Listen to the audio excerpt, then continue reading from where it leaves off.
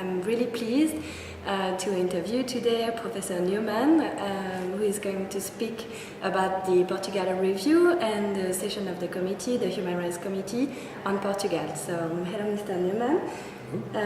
Maybe I can ask you the first question. What did you think about the issues that were raised during the session? Do you have any particular comments on the issues and on the questions that have been raised before the committee during the session? Well, in the dialogue with Portugal, we enjoyed a very frank and open discussion. They were very well prepared, very engaged in the discussion. There were some things that we were concerned about, we raised with them. They responded in ways that sometimes answered our questions and put them aside.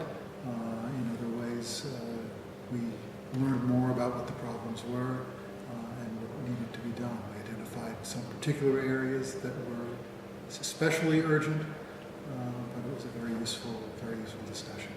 Mm-hmm. And we noticed that, unfortunately, NGOs weren't present during the session. Do you have any comment on the absence of the NGOs during the session this year?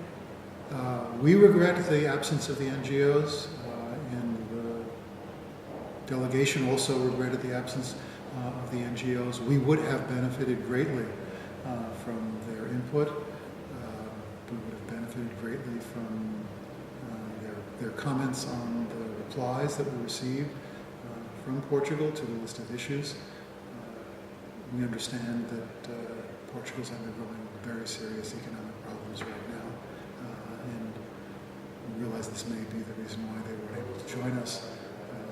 We can only regret that wasn't possible, because it would have been very valuable for us. Do you think there was a dialogue with the civil society before the session begins this year?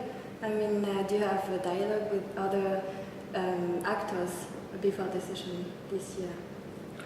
Well, we normally do. We've had some input with regard to Portugal. We've had some input particularly from international NGOs with regard to Portugal. What was particularly missing was the focused engagement of NGOs within Portugal that would have given us a better understanding of detail and greater engagement with the forces that are active inside the country rather than outside the country. It has been 6 years that Portugal didn't send any review. Do you think this is because issues were not raised or were not that important to be raised before, or do you have any comments? There are two periods that are relevant here. One is the period between when we last heard from Portugal and when we're hearing from them now. I don't know what led to the delay. Delays are not that uncommon. I would say this was not the quickest keeping of deadlines, but this was a very moderate delay within the experience of the committee. And they did a very good job in their report in the time that they used. So we were not all that concerned about the delay.